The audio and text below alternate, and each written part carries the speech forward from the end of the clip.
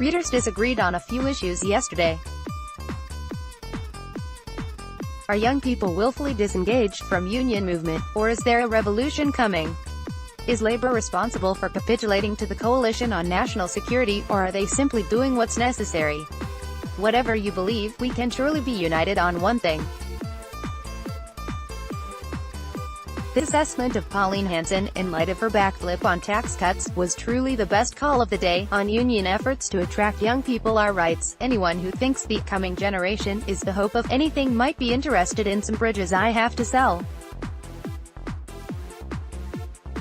Fletcher Beverly writes, "It always surprises me how quick people are to dismiss the coming generation as being of little use. I'd bet that millennials born in '82 and later will lead the next big working condition changes. You have a generation facing systemic disadvantage and complete exclusion from all the wealth capitalism was supposed to bring to the working class.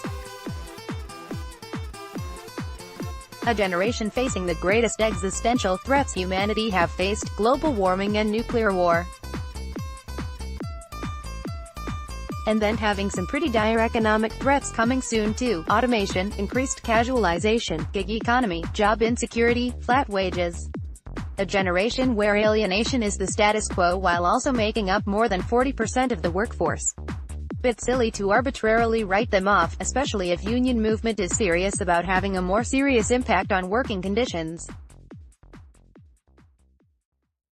On Labour's rollovers on national security, Marilyn writes, "The two major parties are nothing but a cartel, and if either move out of line with the ranting Murdoch rags on national security, they are crucified.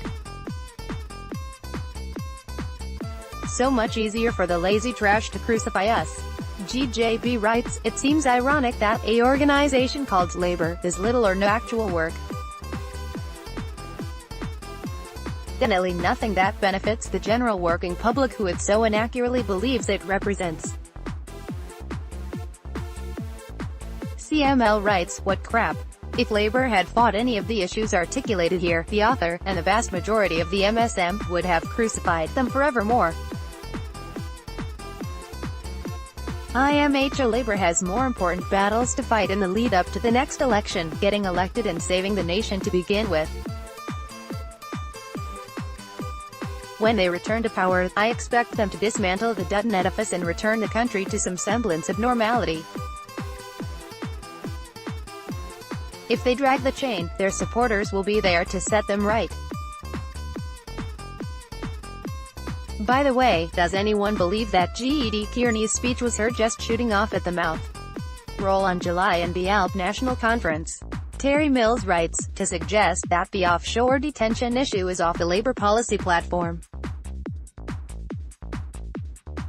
is far from the truth, but until Labour achieve office, they can't introduce reasonable and sensible resettlement policies for those on Nauru and Manus without being subject to an onslaught of misinformation and scaremongering from Peter Dutton."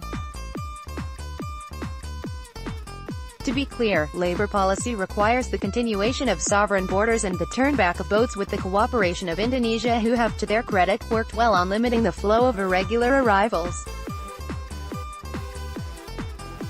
Indefinite detention is a failed policy and the coalition know this, but it is one of the few emotive issues they have going for them. On the not-so-revolutionary royal wedding, Josephus writes, pertinent article, Helen. Wonder if the homeless and the red food bus are back in Windsor by now. Yes, the flowers sewn onto the enormous train do invite reflection. We watched much of the wedding, noting mainly the ludicrous, vulgar hats and the mostly plain faces beneath. The spiritual choir was lovely, as was all the music. However, I cannot understand how any giorno could see anything the least bit revolutionary in Bishop Curry's emotional sermon. I detected only one mild reference to black slavery, though not mentioned as such. The rest was all about loving one another, including the homeless and refugees, I expect. Will the Pope or any person of faith speak up about the veneer of modernity and its contradictions as exemplified by that wedding? I wish the couple well, but hope that they spread their wealth a bit, e.g. to the fund for the Grenfell Tower survivors. Andrea writes, a little ray of sunshine in this sponsor is Samantha Markle. You can always rely on a sister with a bone to pick to keep it real. She's made it her business to ensure the spectacle doesn't go to Meghan's head, and to stick it to the royal establishment. Go Samantha. Reyes writes, if there had to be coverage of the marriage of an unemployed ex-serviceman and an actress on the other side of the world, your coverage summed it up nicely, Helen. You watched it, so I didn't have to. Send your comments, corrections, clarifications and cock-ups to via email protected. We reserve the right to edit comments for length. Please include your full name.